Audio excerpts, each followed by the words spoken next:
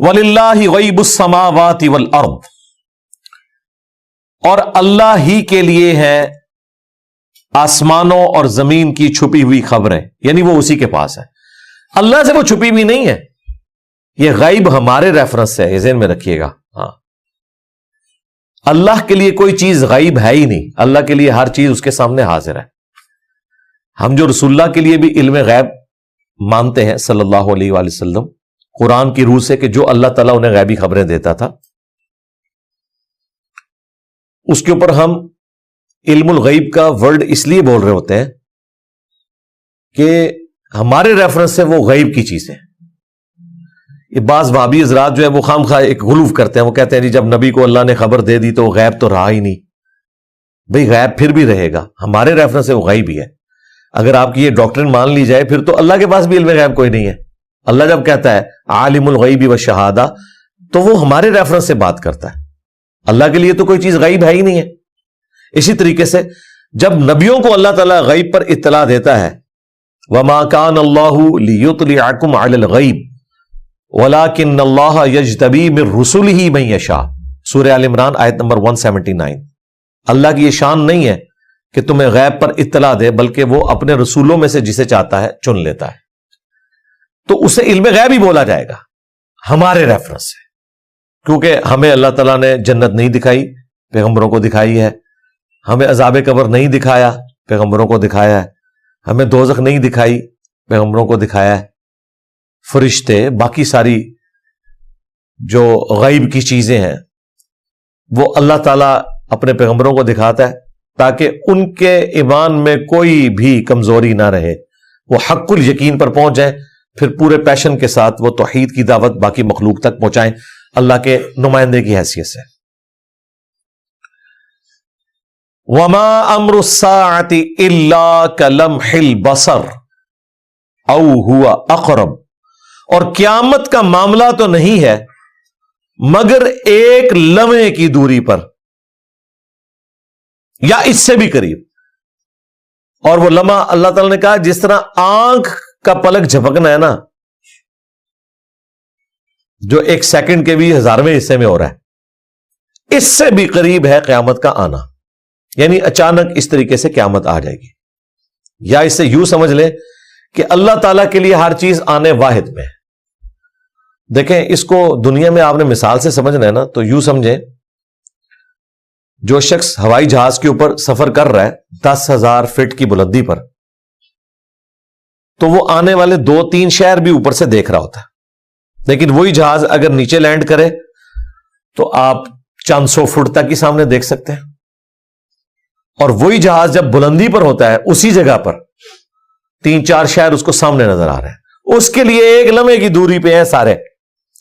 اس طریقے سے اللہ تبارک و تعالی مخلوق کو پیدا فرمانے سے لے کر جنتیوں کے جنت میں پہنچنے تک، جہنمیوں کے جہنم یعنی دوزخ میں پہنچنے تک کے سارے معاملات کو آنے واحد میں دیکھ رہا ہے۔ اس لیے تو وہ اتنے کانفیڈنس سے بات کر رہا ہے کہ گویا قیامت قائم ہو چکی، گویا لوگ جنت میں جا چکے، گویا کہ لوگ جہنم میں چلے گئے، کیونکہ اللہ کے لیے تو یہ آنے واحد ہے۔ اللہ تعالیٰ تو وہ آنے والے وقت کو بھی اسی طریقے سے دیکھ رہا ہے جس طرح آج کے وقت کو اور گزرے ہوئے وقت کو، لہذا جب وہ بیان کر رہا ہے تو اس کے سامنے یہ بھی ہے کہ وہ قیامت قائم ہوئی ہوئی، یہ جو شخص ادھر بیٹھا ہے جو ابھی پیدا ہوا ہے، اس کا مستقبل کیا ہے کہ اس کے نامہ اعمال کو اس کے دائیں ہاتھ میں دیا جا رہا ہوگا یا بائیں ہاتھ میں، ولیعوذ باللہ تعالیٰ۔ یہاں پہ بچہ پیدا ہوا ہے اور وہاں پہ اللہ تعالیٰ کے سامنے قیامت کا منظر بھی ہے کہ یہ بچہ بڑا ہوگا، پھر اپنے سارے معاملات کو چلائے گا، پھر مر جائے گا، پھر ہزاروں سال گزریں گے، پھر قیامت کے دن اٹھایا جائے گا، پھر اس کا فیصلہ ہوگا، تو نامہ اعمال اس کے دائیں ہاتھ میں ہوگا یا بائیں ہاتھ میں ہوگا۔ اللہ کے لیے تو بالکل سامنے، اور پھر یہ ساری چیزیں اللہ تعالیٰ نے لوح محفوظ میں پہلے لکھ لی ہوئی ہیں۔ سب سے بڑی بات یہ ہے پہلے ہی اپنے علم سے لکھ لی، اور یہ اللہ کے لیے آسان ہے۔ اللہ نے کہا یہ ہمارے لیے بہت آسان ہے۔ اللہم حاسبنا حسابا یسیرا، اللہم انا نعوذ بک من عذاب جہنم ومن عذاب القبر ومن فتنة المحیا والممات ومن شر فتنة المسیح الدجال، آمین۔ ان اللہ علی کل شیء قدیر. دیکھیں یہ کنکلوڈ ہو رہی ہے بات اسی کے ساتھ کہ بے شک اللہ تعالیٰ ہر چیز کے اوپر قدرت رکھتا ہے. یہ اس کی قدرت ہے کہ اس کے لیے تو یہ آنے واحد میں سب کچھ ہونے والا ہے. واللہ اخرجکم من بطون امہاتکم, اور وہی اللہ ہے جو تمہیں تمہاری ماؤں کے پیٹ سے نکالتا ہے. لا تعلمون شیئا, اس حال میں کہ تم کچھ بھی نہیں جانتے ہوتے. جب انسان پیدا ہوتا ہے تو بالکل ناواقف ہوتا ہے. وہ جو کچھ جان بھی رہا ہوتا ہے نا, یعنی دودھ پینا یا کوئی اور چیز پینا یا تھوڑا بڑا ہو کر کھانے والا معاملہ حلق سے نیچے کرنا, تو وہ اپنی اس نیچر اور جبلت کی وجہ سے ہے جو پیدا ہوتے ہی انسان کے بچے کے ساتھ اٹیچ ہے. اور میں آپ کو بتاؤں, انسان کا بچہ تو سب سے کمزور ہے. یہ تو ماں باپ کے اوپر ڈپینڈنٹ ہے کئی سال تک. جانوروں کے بچے پیدا ہوتے ہی دانا چگنے شروع کر دیتے ہیں, خود پانی پیتے ہیں. انہیں ہر چیز اللہ تعالیٰ نے ان کی انسٹنکٹ کے طور پر, جبلت کے طور پر سکھا دی ہوئی ہے. تو اللہ تعالیٰ فرما رہا ہے کہ جب تمہیں ہم پیدا کرتے ہیں تمہارے ماں کے پیٹ سے, تو اس وقت تم کوئی چیز نہیں جانتے. وَجَعَلَ لَكُمُ السَّمْعَ وَالْأَبْصَارَ وَالْأَفْئِدَةَ, اور اسی نے تمہارے لیے بنا دیے کان, آنکھیں اور دل یا دماغ یا عقل, کوئی بھی ترجمہ کر لیں, سب کچھ درست ہے. لَعَلَّكُمْ تَشْكُرُونَ, تاکہ تم اس کا شکر مانو. سبحان اللہ وبحمدہ, سبحان اللہ العظیم. اللہم اعنا علی ذکرک و شکرک و حسن عبادتک.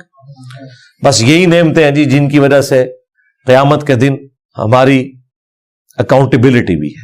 یہی 3 نعمتوں کا ذکر اللہ تعالیٰ نے 10 کمانڈمنٹس میں, جو 9th کمانڈ ہے سورہ بنی اسرائیل کی آیت نمبر 36, وَلَا تَقْفُ مَا لَيْسَ لَكَ بِهِ عِلْمٌ إِنَّ السَّمْعَ وَالْبَصَرَ وَالْفُؤَادَ كُلُّ أُولَئِكَ كَانَ عَنْهُ مَسْئُولًا. اے انسان, کسی چیز کی پیروی اس وقت تک مت کر جب تک کہ تو اس کے بارے میں علم نہ حاصل کر لے. بے شک کان, آنکھ اور عقل, اس کے بارے میں تم سے پوچھا جائے گا کہ تم نے ان 3 انسٹرومنٹس کو یوز کر کے حق بات تک پہنچنے کی کوشش کیوں نہیں کی. یہاں پہ بھی اللہ تعالیٰ انہی نعمتوں کا ذکر کر رہا ہے کہ یہ نعمتیں دے کر تمہیں ہم نے جواب دہ ٹھہرا لیا ہے قیامت کے دن اپنی بارگاہ میں. الم یروا الی الطیر مسخرات فی جو السماء, کیا انہوں نے پرندے نہیں دیکھے کہ جو آسمان کی فضا میں ہے, اللہ تعالیٰ نے ان کے لیے اس فضا کو اس اعتبار سے مسخر کر دیا ہے کہ وہ ہوا میں اڑ سکتے ہیں. یہ قدرت انسان کو تو اللہ تعالیٰ نے نہیں دی ہے, لیکن پرندوں کے اندر یہ طاقت رکھی ہے کہ ہوا کے اندر وہ اڑتے ہیں. اس سے پرندوں کا انسانوں سے افضل ہو جانا ثابت نہیں ہوتا. یہ اکثر لوگ اپنے بزرگ بابوں کی جھوٹی کرامتوں کو ثابت کرنے کے لیے کہتے ہیں کہ دیکھو اگر پرندہ اڑ سکتا ہے تو بابے کیوں نہیں اڑ سکتے. بھائی پرندے کو اڑنے کی صلاحیت اللہ نے دی ہے, انسانوں کو نہیں دی ہوئی, اور نہ یہ انسانوں کا کوئی عیب ہے. انسان کو اللہ نے عقل کی صورت میں وہ دولت دی ہے جو اور کسی جاندار کو نہیں دی ہے. باقی جاندار عقل کی وجہ سے معاملات نہیں لے کے چل رہے ہوتے, انسٹنکٹ کی وجہ سے. ان میں عقل ہو تو قربانی والے دن جب ایک گائے کی قربانی ہو رہی ہو تو باقی ساری گائے اور اونٹ جو ہے وہاں سے بھاگ جائیں, لیکن ان کا دماغ نہیں کام کرتا, وہ اپنی انسٹنکٹ کے اوپر ہے. انسان تو چیزوں کو دیکھ کے اس سے مستقبل بھی رزلٹ نکال کے معاملات سیٹل کرتا ہے, اور اسی کی وجہ سے سائنس نے اتنی ترقی کی ہے.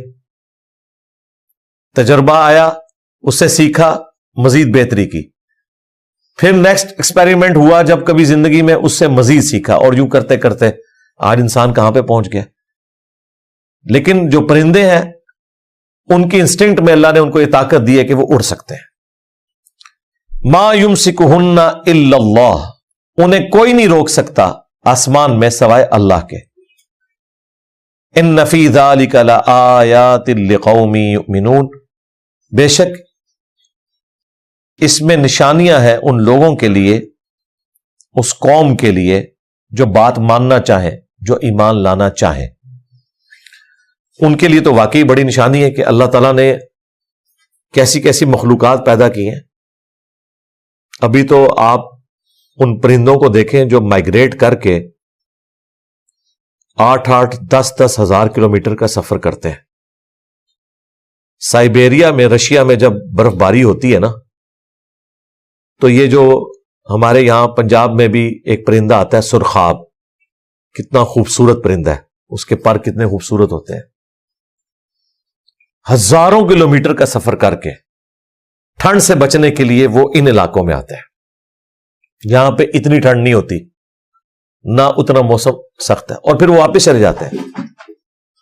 اور اسی سفر کے دوران وہ ہوا میں نیند بھی پوری کرتے ہیں.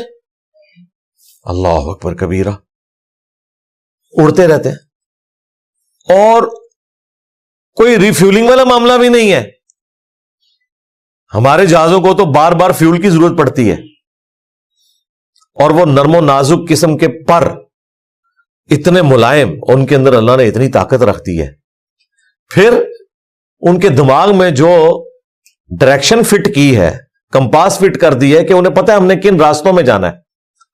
ابھی تو سائنس کی برکت سے وہ کچھ پتا چل رہا ہے جو ہمارے بزرگوں کو پتہ ہی نہیں تھا، کہ وہ ہواؤں میں ان ویوز کو، سٹرنگز کو جانتے ہیں جن میں ان کو کم سے کم فورس لگانی پڑتی ہے اڑنے کے لیے.